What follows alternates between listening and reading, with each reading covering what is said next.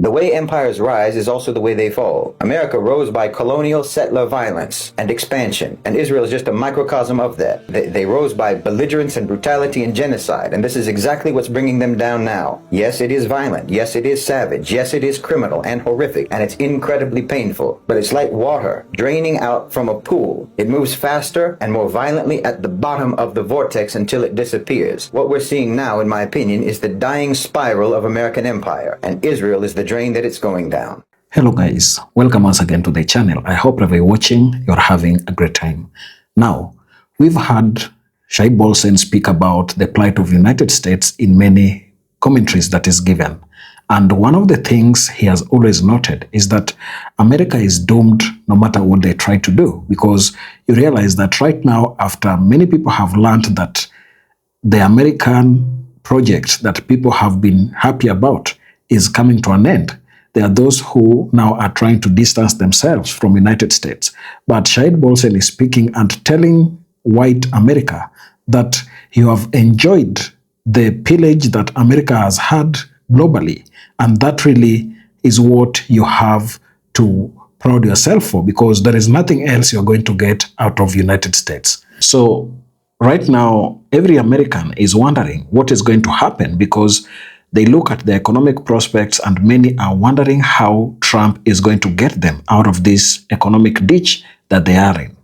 Trump is tongue-tied and his hands are tied. He doesn't really have any leeway within which he can save America, because we have looked at how most economists are projecting the state of the United States, and many are saying that whatever is coming is worse than what has even happened. So when you look at how inflation is hitting the roof, and everybody, in fact, most white Americans are really suffering for issues regarding rent payment. And we also have many white Americans also opting for dumpster diving and many other things that come with it just to make ends meet. So these kind of things are making Americans wonder whether the Trump they elected is the same Trump that is in office right now. So I came across this clip by Shahid Bolsen speaking about how Trump is the curse that God dropped to Americans so that they get to learn out of the mistake that they have continued to have over the years. Let's watch it. I'm coming back in the end with my final commentaries. Well, I think that the useful thing about Trump is that he can package the dismantling of American empire as the building of American empire. That's what he's doing. Because you have to sell to your demographic. And Americans are not the most mature, the most realistic, the most responsible people in the world, the most well-acquainted with history and so forth. So you cannot possibly sell America's necessary downsizing and the managed erosion of America and the hollowing out of America as, you know, we've made a lot of bad choices for a very long time. And we've only ever really made short-term plans for the future. So it turns out that there's a lot of unavoidable, necessary changes that have to be made at your expense. You can't really sell that to the American public. You can't tell the American public that consequences are a thing. That demographic of political consumers simply cannot compute a message like that. Because look, what Trump is going to do, what he is doing, and what he will do, these are all things that were going to happen anyway, with or without him. He's just the one who's selling it to you as a good thing. That's his job. You know, he's like the guy at a company who's designated as the one to deliver the bad news to you that you're going to be let go. And you designate him for that job because he has a way of presenting it to you. He has a way of presenting to you, you being fired as the greatest opportunity of your life, you know? All the new horizons that you're going to be able to pursue and so on. That's Trump. That's Trump's job. You know, America has been stuffing balloons up their sleeves for a very long time and telling everyone that they're muscles. But now even the balloons are deflating. The great American hoax is over. And Trump is there to oversee the dismembering of American empire. The U.S. is going to be isolated. It's going to withdraw. And it's going to be non-competitive globally. And like I said, this is all unavoidable. This would have happened with or without Trump. You've simply come to the end of your life cycle as a hegemonic superpower. And the decay and the decomposition that will follow is just part of the natural process. Trump can't be blamed for that, and he can't be given credit for any of this. But his job is to make you think that none of it's happening, even while it's happening right in front of your face. This is what Trump's main job is. Because look, for example, Drill, baby, drill, right? Make America energy self-sufficient, et cetera, et cetera. Fire up all of the dormant oil wells and so forth in West Texas and so on, while simultaneously asking OPEC to lower oil prices, which of course means asking OPEC to increase production. Okay. The way that goes is increase production by OPEC, and if they do it by the US as well, okay, then the oil price drops and cheap oil floods the market, out of sync with demand, driving the price down even further. Now the price is too low for it to even be profitable for American producers to drill, to refine, or to extract. You understand? American oil producers need for oil to be at a minimum of $40 per barrel for it to even be worth it. For it to even be worth it to drill and extract and refine and so forth. Meanwhile, OPEC can still make a profit at just $10 a barrel. So you understand, America cannot play the oil game with OPEC. OPEC has the capacity to ramp up oil production if they want to, anytime they want to. They can ramp up oil production. They can increase production to a level within just 90 days that America couldn't reach even in 5 years. In other words, OPEC can decimate the American oil and gas sector anytime they want. The only reason they don't do that is because they want to maintain price stability for their own benefit, for their own reasons. They would rather have oil at $70 a barrel or $100 a barrel rather than $10 a barrel. So they choose to allow America to stay in the game. And that's the only reason. But if you're going to ramp up oil production on your end, well, then you better hope that OPEC responds by cutting production on their end just to stabilize the price. Because if they don't, if they respond in kind and they do what you do, and they also ramp up oil production, and then they drive the price of oil down to their minimum profit level, well, that will nuke America's whole oil industry. Plants, drilling sites, refineries, all of that's going to shut down. Tens of thousands of jobs will just disappear overnight. And for every one job in the oil and gas sector, there's at least 2 or 3 jobs that are indirectly related to that. So you were looking at potentially hundreds of thousands of jobs lost by drill, baby, drill. Not to mention, when that happens, no one in the private sector is going to invest in the oil sector anymore. So you see, no more exports to Europe, no more exports anywhere, no more oil exports, energy exports. Meanwhile, you're going to abandon renewable energy, clean energy, and so on. The Green New Scam, as Trump says, he's very much against that. And at the same time, you have the UAE and you have Saudi Arabia investing hundreds of billions of dollars in the U.S. In energy-intensive businesses in the United States. I mean, Trump said it himself. If oil companies drill themselves out of business, I don't give a damn. That's what he said. So you see how the rhetoric, how the marketing actually sells the opposite of what the policy outcome is actually going to be. I don't think for a second that Trump doesn't know that. I think he knows that. No one who's putting these policies in place doesn't know what the outcomes will be. And that's why the policies are being pursued, because they want to achieve those outcomes, those very outcomes. But you can't sell that to the electorate. You can't tell the American people, we, your private sector overlords, are no longer tied to the success or the prosperity or the stability of the American economy. We have global interests, not national interests. And so we've decided to drive the U.S. into energy bankruptcy as quickly as possible. And maybe then we can sell all of America's oil and gas assets to Saudi Arabia or to China or what have you for pennies. You can't tell the American people that. So instead, you say, Trump says, we're going to drill, baby, drill. We're going to drill, better, stronger, faster than anyone. We're going to produce more oil than anyone else in the world, and so on and so on and so on. We're number one, and everyone cheers. Everyone applauds while the oxygen is being drained from the room. And let me tell you, that's exactly what's going on. The last time Trump was in office, Saudi Arabia and Russia collaborated to flood the global oil market during COVID-19, no less. And the U.S., under Trump, the U.S., the media, portrayed this as a price war between Saudi Arabia and Russia. But it was transparently done. It was transparently undertaken by Russia and Saudi Arabia, specifically to undermine the American oil sector, the American oil industry. It completely crashed the oil price, making oil production completely unviable for the U.S., for U.S. producers, okay? Trump had good relations with Russia. He had good relations with Saudi Arabia, still does. And I think it's fair to say that this was a three-way collaboration, not just between Russia and Saudi Arabia. Trump was involved. And now Trump already wants to do it again within his first week in office. I don't think OPEC is going to go along with it, to be honest. Not right now. Why should they? You said drill, baby, drill, so you go ahead and do that. You go ahead. You drill. But we are not going to initiate a crash in the oil price. We need the money right now. We have projects. So you have to take Trump seriously, but never at his word. Never take him literally. But do take him seriously, because he's a mascot for a faction of power that needs to be taken very seriously. The A National OCGFC, owners and controllers of global financialized capital. They're essentially the real unipolar superpower of the world. And Trump is their hatchet man in America. Now, generally speaking, this is going to be very good for the Muslim world. Generally speaking, it's going to be good for the Muslim world and the global South more broadly. Yes, it is. But I know that things are going to get very hard for you in the U.S.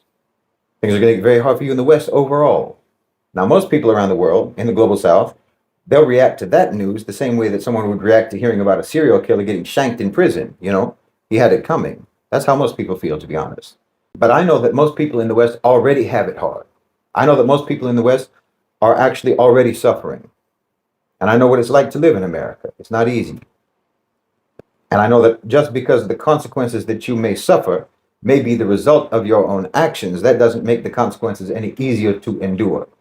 I know it's going to be hard, especially when you're suffering the consequences of actions that were taken by your elites, not necessarily the actions of the common people. So I know this is hard to take, and it's going to be hard to take. Now, again, let me reiterate, this is not about Trump. It's not about Trump. The isolation, the degradation of America was going to happen anyway. It had to happen. This is just the necessary course of the logic of Western predatory capitalism. Just like Gorbachev wasn't really the one who destroyed the Soviet Union, he just oversaw the inevitable destruction, self-destruction of the Soviet Union because it had run its course. America has run its course. And when I say Western predatory capitalism, those adjectives are important because it's not even really about capitalism in and of itself. It really mostly has to do with the culture and the civilizational peculiarities of the West. They don't act like that because of capitalism. Their capitalism acts like this because of the way they are. You understand? And in fact, it's because of the way they are, that they even approach capitalism, trade, and so forth, and business the way they do. Their particular version of capitalism. And it's because of them, and because of the way they are, and because of their approach to capitalism, that the A National OCGFC even are a thing. And it's also because of this that their own societies are now on the chopping block. It's because of the way they are. But that's a topic for another day. The point is, this is something that has to happen. It's something that has to happen. It's something that had to happen. It's something that will happen. And it's going to happen, no matter what.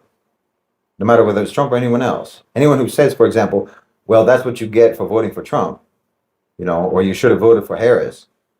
Well, I mean, you're so thoroughly indoctrinated and participating in the deception and the deflection of that system that you yourself are just as much a cause for the collapse of the United States as anyone else that you blame for it. You know, you created a class of A-national elites, oligarchical elites, whose private profit interests are no longer connected to your own economy. You did that. They're not connected to any productive activity. They're not connected to any nationality. They're not connected to your standard of living, not to your stability, not to your safety, your prosperity, your success as a nation, or anything. And that class of private sector powers became essentially a nation unto themselves, like I've said many times. A nation that transcends borders. It transcends national interests. They don't have any interests except their own interests. You created that, and you celebrated that, in fact. You still celebrate it, never realizing that they would inevitably sacrifice you for their own profit interests, the same way that they've sacrificed millions of people outside your country. You know, you created this psychopathic class of predators. And you expected them to never bite the hand that feeds them, even though the hand that feeds them has always been feeding them hands, you know? Now they can't tell the difference between the food and the feeder anymore. It's all just flesh to them. You can't raise a wolf on human flesh and expect him to distinguish between the human you are feeding him from the human who is feeding him. Eventually, he doesn't see you as his master or his owner anymore. He only sees you as food. Well, you raised a wolf on the flesh of the global South, and it turns out you taste just the same. Yes, wolves don't care if it's dark meat or light meat. They'll chew you up either way. Look, for decades, the military-industrial complex, the MIC, in America, it was a towering giant in America, in the U.S. It was the driver of the economy. They shaped policies at home and abroad. But today, there's a decline in its dominance, and that's been coming for a while. It's no longer the sole engine of the American economy. It's no longer the most important engine of the economy or the global economy. Now, this change wasn't due to any great moral awakening or some newfound sense of conscience. No, it's the result of systemic shifts within the American economy, uh, popular fatigue over endless wars, corruption and fraud within the military-industrial complex, and of course the rise of the national OCGFC. The U.S. economy has diversified. I mean, decades ago, in the 50s, say, weapons and military technology was central for America's economic growth. But today, other industries, technology, finance, obviously healthcare, and so on, it surpasses that. And of course, globalization shifted the focus from building tanks and jets to dominating digital platforms, international markets, and so on. Then came the end of the Cold War. The end of the Cold War was the big shift when the Soviet Union collapsed. You know, then the supposed existential threat that justified the immense military budgets and spending and so on, that disappeared. That threat disappeared. I mean, you tried to come up with new threats, terrorism, war on drugs, what have you, but none of these threats really could justify the scale of investment that was needed to keep the military-industrial complex, influential. And like I said, the public became tired of wars in the 2000s. Iraq, Afghanistan, it drained the American public, emotionally, financially, politically, and people began to question the wisdom of pouring trillions and trillions of dollars into conflicts that only ever resulted in spreading chaos and destruction. Not to mention, you have rampant fraud and corruption in the military-industrial complex. You have overcharging, you have magically disappearing funds, that were handed over to defense contractors. They've misplaced enough money. The military-industrial complex, defense contractors, have misplaced enough money to house every homeless person in America and educate every child. They charge so much for one weapon that China could probably build a dozen for the same price. I mean, if the military-industrial complex has been the vehicle that carried the American economy, well, it sure isn't a fuel-efficient vehicle. It's a gas guzzler. And of course, you can barely get anyone anymore in America, young people, what have you, who are willing to put on a uniform and fight for this money laundering scam. That's all it is. That's all it is at this point. I mean, you want to send your sons and your daughters to go die in a foreign country for Raytheon? That's what they're doing. They're not fighting for democracy. They're fighting for General Dynamics. Well, nobody wants to do that. How are you going to convince anyone that they're fighting for democracy 6,000 miles away from their own crumbling neighborhood in New York, and their neighborhood is crumbling because all of their tax money is going to Lockheed Martin? You can't convince people to fight for that. You can't. So then, because your pool of soldiers is shrinking, then you have to start changing your approach to killing and carnage. You have to start changing your means of destruction, because you can't really do traditional warfare anymore. You had to develop new technologies, which means that the demand for conventional weapon systems, which the military-industrial complex was based upon, that's given way to focus on drones and cyber capabilities and artificial intelligence and so on and so on and so on. So the MIC hasn't disappeared, but its form and its scale has changed. And part of that, too, is because America started moving manufacturing overseas, globalization and so on. And in order for the military-industrial complex to really maintain its importance, well, domestic manufacturing was key. Domestic manufacturing was key. But pretty soon, more and more companies were keeping their toothbrushes and their shampoo in somebody else's house. And you know what that means. America went from being the wife of corporations to being the side chick. See, again, because you had to change how you go about killing people, rather than learning how to get along with people, you had to come up with new technology, and that new technology depends upon electronics, which means rare earths. Well, we're talking about private corporations, talking about profit-driven corporations, so all they care about is money. All they care about is low-cost acquisition, and China flooded the market with cheap rare earths, which caused the market price to plummet. And that put rare earths mines out of business. You see how that works? Just like I was talking about with oil. So now China controls about 80% of the world's rare earths market and 90% of the processing. Think about that. The American military is completely dependent upon Chinese rare earths. You talk about confronting China, but they can shut you down in 3 seconds if they want to. This is what I mean. You literally created this situation for yourselves, and it has nothing to do but play out now. It's inevitable course. It has to just play out. You gave private enterprise absolute autonomy, absolute supremacy, and that included sectors within the military industrial complex. Your MIC-driven ideological obsession with the Soviets led you to engage with China. And then China opened up. And then you very quickly became dependent upon them. And they have surpassed you to a stunning degree in manufacturing and in technology. And now you can't even make a drone without China. You can't even make a drone. And you need drones because you don't have soldiers. You see? You've been doing nothing for decades now but cultivate your own demise. It's really quite poetic in a way. And in this whole process, like I said, you're rich, your companies, your elites are increasingly untethered from your national interests. And now they're floating above the stratosphere, the stratosphere of global financialized capital, and they're looking down and they see America as just another landmass, just another population to be pillaged. And so as the MIC recedes, other factions have risen in prominence. At the forefront, of course, is big tech, which emerged from the military-industrial complex, companies like Apple, Google, Amazon, and so on.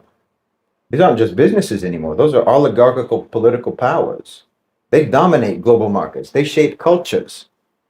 They influence politics. They influence politics in ways that the MIC never could even have dreamt of. I mean, they control the flow of information. They control communication. They're gatekeepers of knowledge and power now. They're massive. And then there's, of course, financialization. This is very important. The financial sector not only shapes economic policy, but it exerts immense political influence as well. I mean, the 2008 financial crisis showed us that Wall Street's too big to fail. And since 2008, their grip has only expanded and tightened. I mean, even those tech giants, Google, Apple, and so on, a huge amount of their wealth is actually due to financialization, not sales, not ad revenues. It's through financialization. It's basically fake money. Then, of course, there's the healthcare and the pharmaceutical sectors. Big pharma, it's massive, and obviously incredibly influential politically, as we all saw during COVID. Okay, these are all anational, along with things like construction and mining and so on, subcategories.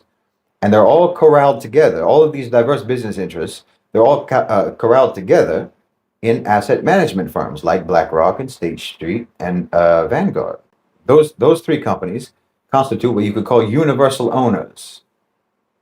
They don't operate according to any one country's interests. They don't operate according to any one company's interests. They operate according to the combined interests of international economic sectors. They're the first C in the OCGFC, the owners and controllers of global financialized capital. They're the controllers on behalf of the owners of capital.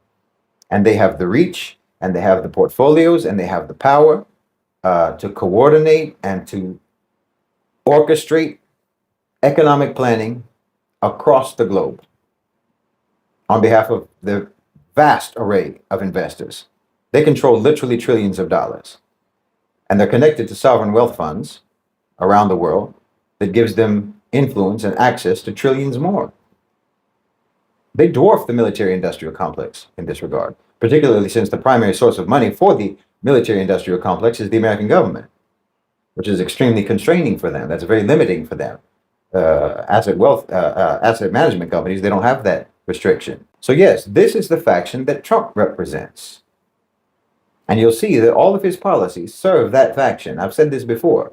You have to look past all of the MAGA rhetoric, all of the nationalist rhetoric, because all of that is all just a camouflage for what will be the shrinkage of America on the global stage, and what will be the ransacking of the U.S. economy. It's like if a snake oil salesman was selling cyanide instead of snake oil. That's what Trump is doing.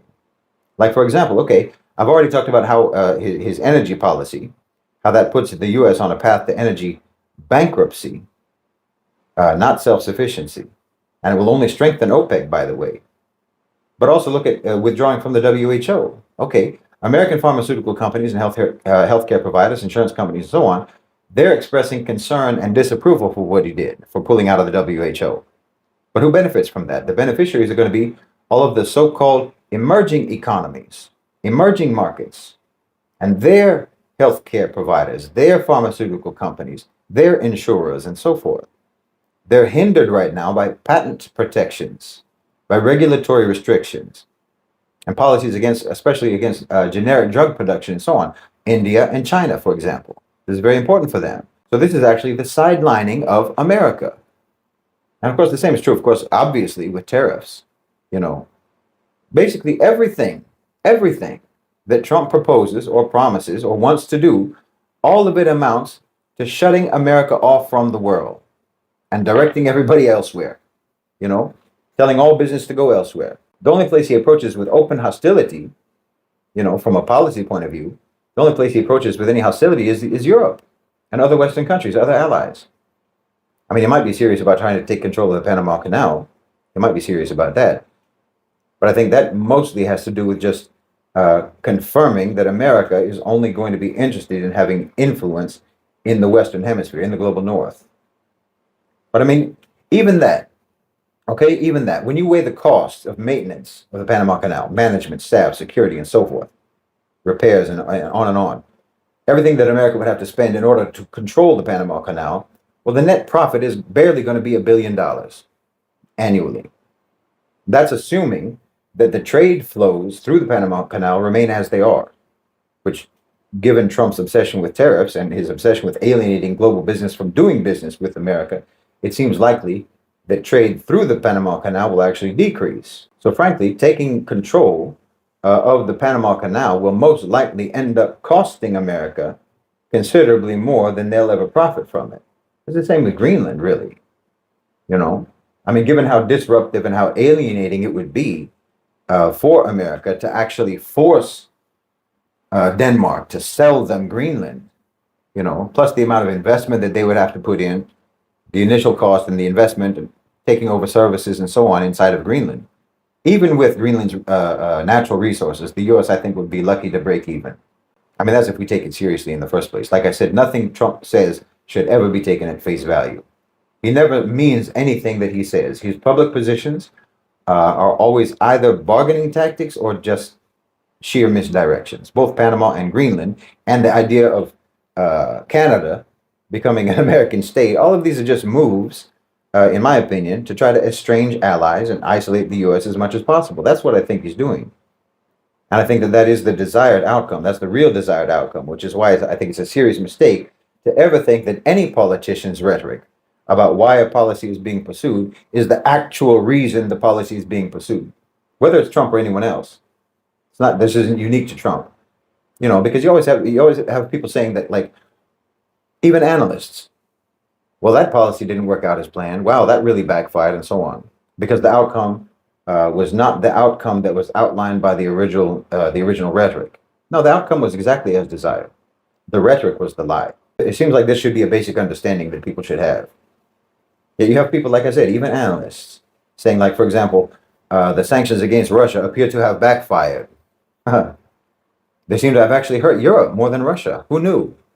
Of course they hurt Europe more than Russia. That was obvious. And that was the intention all along. You know, this is especially true when the outcome is predictable, and especially true when the outcome is actually predicted. You know, when you have a predictable and predicted outcome, when that occurs, you should obviously deduce that that was the goal from the outstart. But the negative policy outcome, the desired negative policy outcome, is never going to be stated as the desired outcome, obviously. Like I said, you can't sell that to the public. So, you know, for example, with the oil thing, Trump can say that he wants the price of oil to be reduced in order to cripple Russia. But when a reduced oil price actually cripples American oil producers, and predictably so, well, that was the whole point of the policy. And it isn't the policymakers who are foolish. You're the fool for believing their rhetoric and for thinking that somehow the predictable and predicted outcome won't occur. So like I said, Trump, for example, is not anti-China. Putting tariffs on Chinese goods is anti-American, not anti-China. But again, this isn't about Trump. I don't want to keep making it about Trump. The containment of America was always going to happen, like I said. And in fact, it's been happening, you know, incrementally, gradually. It's been happening for quite some time. But the process is accelerating. But nothing was ever going to prevent it in reality. I mean, the rise of BRICS is not an uprising. This has to be understood. This has to be understood. It's a relative rise being facilitated by the A National OCGFC through several strategies, which includes deliberately expediting America's decline. This is not a revolution, it's a transition. And it is a managed transition. You know, the sort of leftist anti-imperialist rhetoric on the issue of BRICS is inaccurate to some extent, I think. And I think it's crucial for us to understand this properly. You know, multipolarity would be great if a private sector unipolar power did not exist, but it does. And multipolarity and national sovereignty means something very different to that unipolar superpower than it does to the nations of the global south. You know, to the BlackRocks of the world, to the state streets and so on, multipolarity and national sovereignty means compartmentalized, vulnerable countries, most of whom have national economies that are a fraction of BlackRock's assets, meaning they are susceptible to coercion, they're susceptible to bribery, manipulation, and exploitation. Yes, the A National OCGFC are just as vicious and just as predatory as the nationalistic OCGFC. They don't care about BRICS. They don't care about the global south. They care about market domination. That's all. And it just so happens that the global south is the most important market of the 21st century. They're not coming to help us. They're coming to help themselves. And everyone should be very clear about that. And that's why I think that no one should ever talk about multipolarity without also talking at the same time about solidarity. And you shouldn't even talk about pan-Arabism or pan-Africanism or pan-Islamism or anything like that. You should only talk about pan-Southism, if anything, because the entire global south needs to work together, from Chile to Indonesia, from Saudi Arabia to South Africa, from Brunei to Belize. Okay, regional blocks, sure. ASEAN, the Arab League, the OIC, the African Union, the OAS, and so on. Yes. But all of these blocks need to be linked together. They need to be linked together, they need to coordinate, and they need to fortify each other. And we have to have protections against the very OCGFC whom we are partnering with, because even though it is necessary to partner with them, and it is strategic to partner with them, they're like Banu al-Nadir. They're like Banu Qurayza. They're like Abdullah bin Ubay. When they smile at us, it's not because they're happy to see us, it's because they're getting ready to bite. They'll pat you on the back just to practice stabbing you there. All they're waiting for is the opportunity. This is another practical reason, aside from the religious imperative, there's another practical reason for supporting and backing up our rulers, backing up our governments in the Muslim world. Because if they fall, if our governments fall, if they get toppled, or if they get destabilized by internal unrest and strife and so on, well, the A National OCGFC will just turn BRICS into a new platform for colonization and subjugation. And that glimmer of hope that we're all seeing right now for real independence, for real sovereignty, and for the potential of a systemic global change in the economy and politics and so on, that'll get snuffed out. We're wrestling right now for control over the BRICS project to make it truly what we all hope it is, or what we hope it can be, what we know it can be. And the owners and controllers of global financialized capital, they're doing their best, and they're going to do their best to try to shatter that, believe me.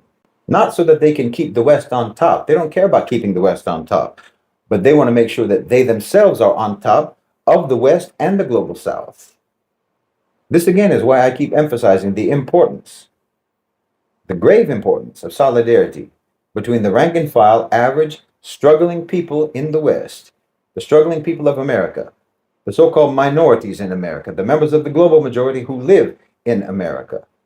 The need for solidarity between them and the people of the global South, between them and the people of the Muslim world, because we've been colonized, and you're going to be colonized. And our struggle against colonization isn't over here. It's not over. It's just in a new phase. You know, we've made it across the battlefield, but now we're making our way through a minefield. You know, over there in America, in the West, you're going to turn into a battlefield. That's the stage that you're at now. Our history with the West is going to repeat itself in the West.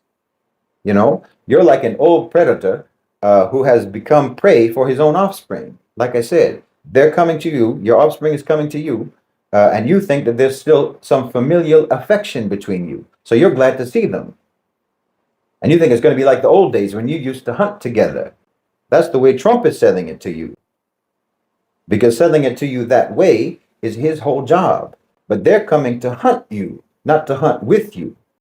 So you need solidarity with the global South. And as I've said before, especially about African Americans, but really it applies to all so-called minority groups in America. And in fact, it applies to every so-called race and so-called ethnicity in America who are struggling economically. You know, you live really, in reality, you live just the same.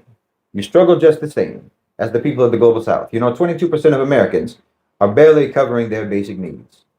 And 65% of Americans, low-income Americans, they're in a constant state of worry and a constant state of anxiety about being able to pay their bills, their necessary bills. At least 10% of Americans are in persistent poverty.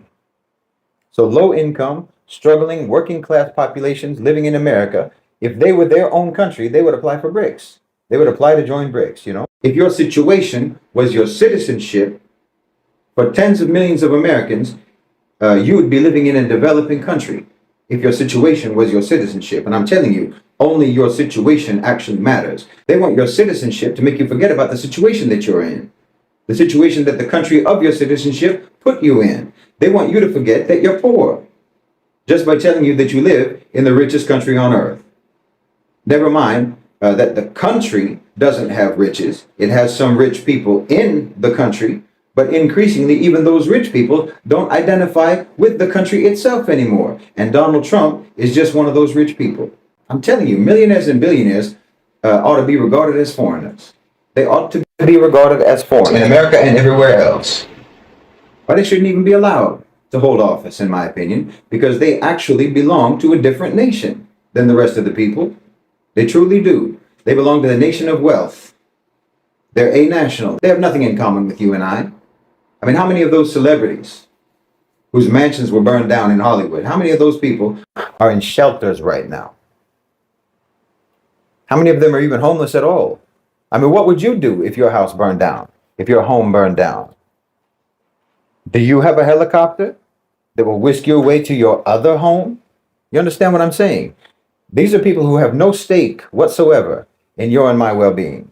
They have no stake in the well-being of the economy of the country. They have no stake in that because they've got theirs. They're covered. They've got theirs. It doesn't matter to them one way or the other what happens to America. It truly doesn't. And they're going to sell you out. They're going to sacrifice you. You know, the ship is sinking and they're already on the life rafts on their way to Dubai.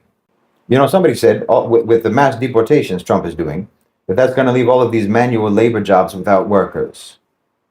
Well, who do you think is going to do that work now? Who do you think is going to have to do all of those jobs that migrant workers have been doing for next to nothing? It's you. It's you. That's the new gig economy. Picking fruit, washing dishes, cleaning hotel rooms, day labor, landscaping. Oh, did you think that they were telling you that you don't need college or that college is pointless because of neo-Marxist postmodernism and critical race theory? Is that what you thought? Turns out it was because they didn't want you to be overqualified to pick oranges. They didn't want you to think that you were too good to work at a warehouse. They didn't want you to assume that you could make a livable income on just one job instead of two or three. See, the people on the upper decks of the ship, they know that the ship is sinking long before the people in the steerage. And they have first access to those lifeboats. So the elites have known for quite some time that America is going under. And they've already made their plans. They've already made their arrangements. And they made very different arrangements for you. You've been slotted to go down with the ship. That's in America and it's in Europe as well. And some of you have actually allowed yourselves to believe, you know, when you see the people rowing away in the life rafts, you believe when they tell you that you'll be safer. You'll be safe from the flood. You'll be safe from drowning if you stay in the belly of that ship. I told you, you'll have to always read them backwards. Always play them in reverse. You have to play them in reverse. And then you'll know what they're really saying. Here, we'll practice. Make America great again. Welcome back. You've heard how Shahid Bolsen speaks about the issues affecting America. And one of the key points that he's highlighting is that the things United States has survived or has lived by, they have to pay for the sins they've committed globally. One thing we know is that America has lived by the sword. Each and every time when the country wants to express its power to the neighbors, they always praise their military power. And that is what they always boast about. Remember when they were attacking Iran, they said that America is the strongest nation in the world with the greatest military, that no other country can come against it. But what are we seeing now? Iran has withstood a lot of rhetoric that has been coming from America. Iran has withstood a lot of bombings from both Israel and United States, and still it is able to return firepower when they are attacked. I'm asking myself how Iran has been bombed by two nations that everybody says have the best military weapons, but still Iran is a problem. If it were the hits that they were shouting at the top of their lungs each and every time when they held press conferences, then we would be saying that by now Iran should be finished and they should not have any capabilities. In fact, they should always be on their knees begging Israel and United States to end this aggression. But what are they saying? They are the ones who are always ready for any war that any country can bring. So this tells you that all this rhetoric that they have been saying, all this razzmatazz and noise that they have been pushing around, really doesn't have a lot of water in it. It is just showbiz. It's just a matter of just showing yourself that you are able to win. And that really highlights how Trump has lived his life throughout since he got into media limelight. And we look at how things are happening. The inflation rate that America is going through right now is beyond anything that people ever imagined. When we are told that grocery prices hit a record 33% high, that really tells you that many things that white Americans thought would work in their favor are not coming as they expected. We have the shrinking of the middle class, where people who thought they were far away from poverty are right now reeling from the hardest economic hit, and they are not able to afford certain commodities that they would afford previously.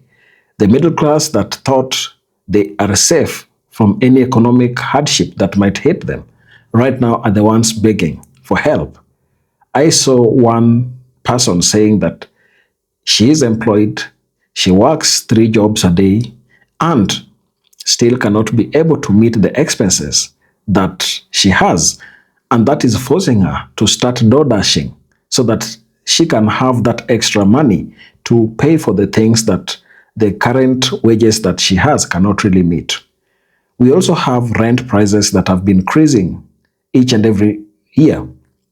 Right now, it is recorded that rents have gone almost 3 times higher as compared to the constant and stagnant wages that Americans have. And that is why I say that if previously you were able to afford rent, right now it is becoming very difficult because a 3 times increase is very, very dangerous for a shrinking economy like the one of the United States. So everybody is resorting to go to their cars as their houses. So Americans have nothing to be proud about. If they look at the infrastructure, they continue being dilapidated and they don't see any funding or any support from the federal government. So all these things combined together gives you the mindset and the belief that America is in a state of turmoil and nobody can ever save it, as Shahid Bolsen always says. So I don't know how Trump is going to go over this. And one thing we have to admit is that the next president of the United States is going to have a very, very tough job lined up for them, because things as they are today, no presidential candidate would wish to take over this dying economy, because it is going to need a lot of work. It is going to need a lot of focus for America to find its right path. Thank you for being with me till this moment. I appreciate your company. If you come across this channel for the first time, please consider subscribing, like the video, and share. Thank you so much. Let's meet on the next one.